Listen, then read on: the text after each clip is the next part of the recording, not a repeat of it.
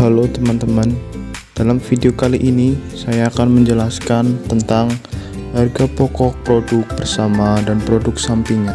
Sebelumnya perkenalkan, saya Hanma yang akan memandu kalian untuk menyampaikan materi tentang harga pokok produk bersama dan produk sampingan. Untuk pembahasan yang pertama, ada biaya bersama dan biaya produk bersama. Biaya bersama adalah biaya overhead bersama yang harus dialokasikan ke berbagai departemen, baik dalam perusahaan yang kegiatan produksinya berdasarkan pesanan maupun yang kegiatan produksinya dilakukan secara massal. Kemudian biaya produk bersama, biaya yang dikeluarkan sejak awal mula-mula bahan baku diolah sampai dengan saat berbagai macam produk dapat dipisahkan identitasnya. Dari pembahasan sebelumnya, karena adanya biaya produk bersama, maka diperoleh produk hasil, yaitu produk bersama, produk sampingan, dan produk sekutu. Produk bersama adalah beberapa produk yang dihasilkan dalam suatu rangkaian produksi secara bersama dengan menggunakan biaya bahan, tenaga kerja, dan biaya overhead secara bersama. Produk sampingan merupakan beberapa macam produk yang diproduksi pada waktu yang bersamaan tetapi tidak dari kegiatan pengolahan yang sama atau tidak berasal dari bahan baku yang sama.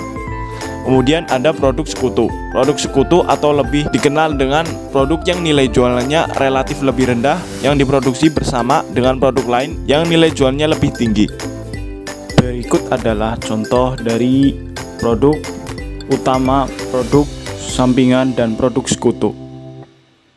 Dalam sebuah pabrik penggergajian kayu diperoleh kayu lapis dan papan kayu sebagai produk utama.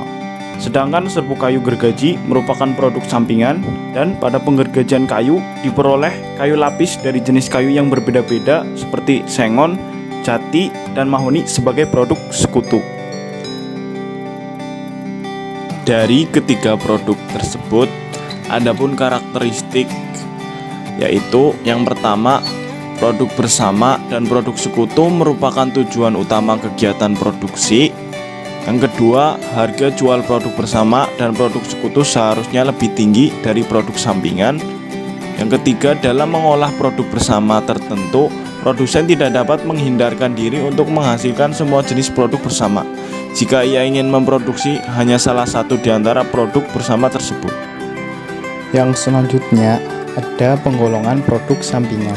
Produk sampingan yang dapat dijual setelah terpisah dari produk utama tanpa memerlukan pengolahan lebih lanjut, dan produk sampingan yang memerlukan proses pengolahan lebih lanjut setelah terpisah dari produk utama. Contoh penggolongan produk sampingan. Dalam suatu industri penggilingan gabah, terdapat produk sampingan bekatul yang langsung dapat dijual untuk pakan ternak.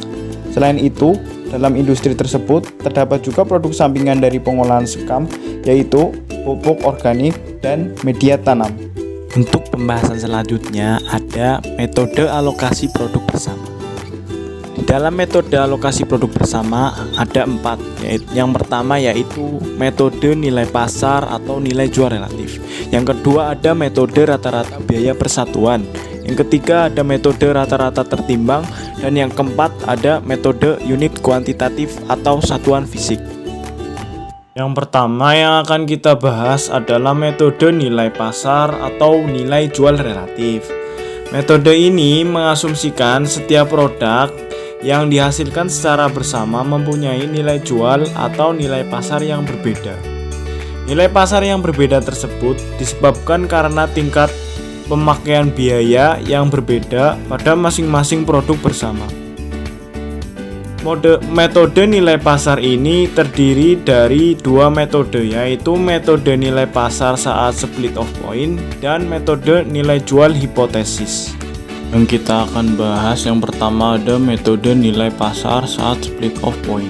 Metode ini digunakan ketika produk bersama telah selesai diproduksi dan produk yang diproduksi dapat diidentifikasi atau dipisahkan, dan masing-masing produk serta harga jual sudah diketahui. Rumus pembebanan.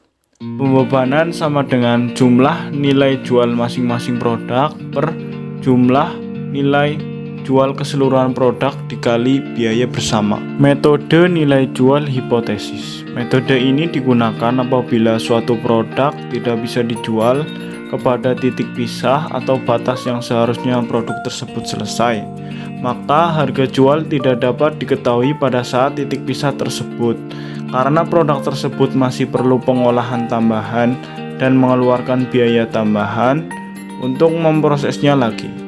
Rumus pembebanannya yaitu pembebanan sama dengan jumlah nilai jual hipotesis masing-masing produk setelah titik pisah dibagi jumlah nilai jual hipotesis seluruh produk setelah titik pisah dikali biaya bersama.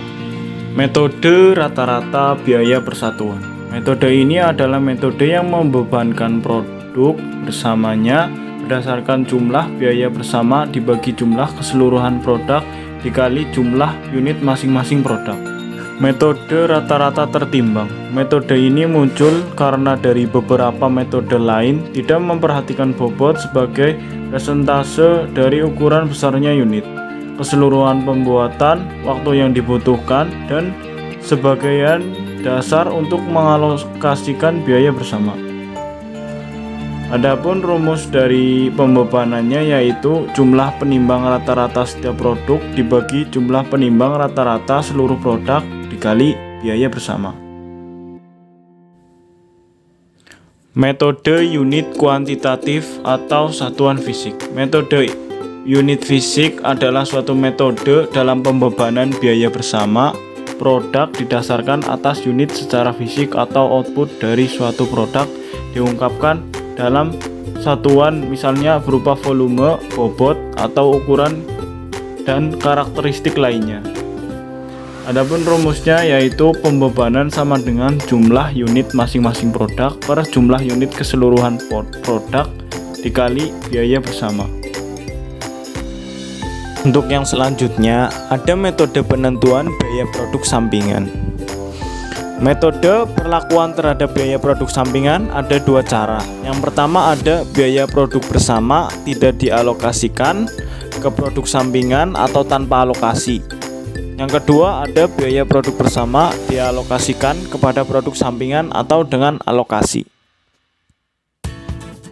Dalam metode tanpa alokasi terdapat dua metode, yaitu metode pengakuan pendapatan kotor dan metode pengakuan pendapatan bersih.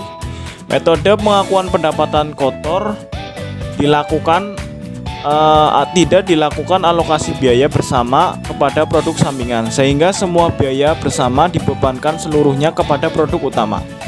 Jumlah pendapatan yang diperoleh dari hasil penjualan produk sampingan akan disajikan di dalam laporan laba rugi sebagai berikut.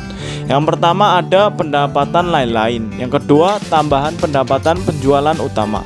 Yang ketiga ada pengurangan HPP produk utama. Dan yang keempat ada pengurangan biaya total produksi produk utama.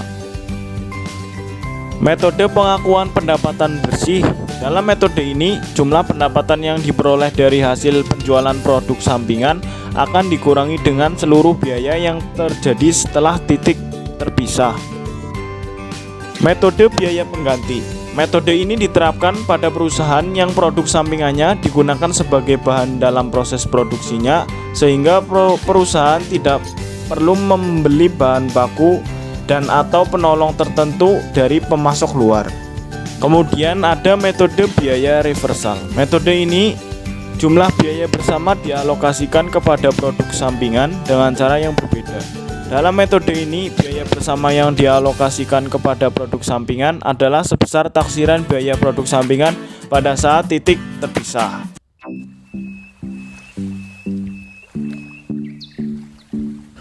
UMKM yang saya ambil adalah UMKM kelompok peternakan sapi di Desa Caruban, Kecamatan Adimulyo, Kabupaten Kebumen di Provinsi Jawa Tengah. Pada kelompok sapi tersebut menggunakan sistem pembesaran atau pengemukan sapi yang mengandalkan pakan utama hijauan dan pakan campuran, yaitu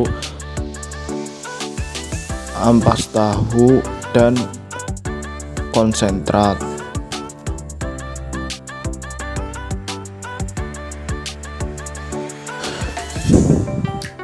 Di dalam kelompok sapi tersebut terdapat 12 ekor sapi yang mula-mula harga beli di pasar sebesar 9 juta rupiah.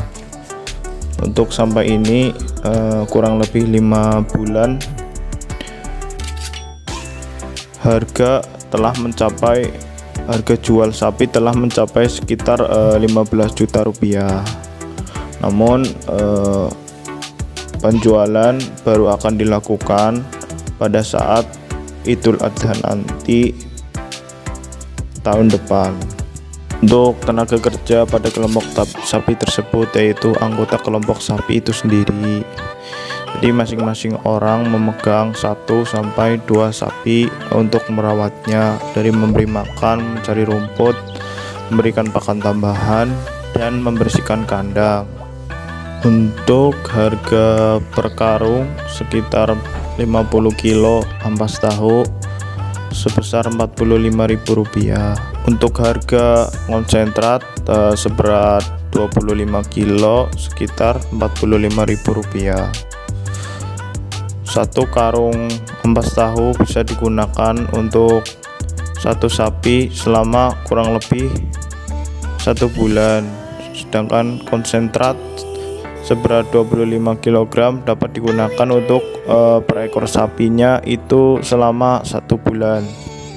Selain adanya pengemukan sapi, di situ juga menjual produk sampingan yaitu kotoran sapi. Kotoran sapi diolah dengan cara dipisahkan dan didiamkan supaya kadar air menurun, dan kemudian bisa di-packing menggunakan karung kemudian dijual, atau dapat diolah menjadi pupuk organik. Namun sampai sekarang untuk pupuk organik belum dapat dilaksanakan karena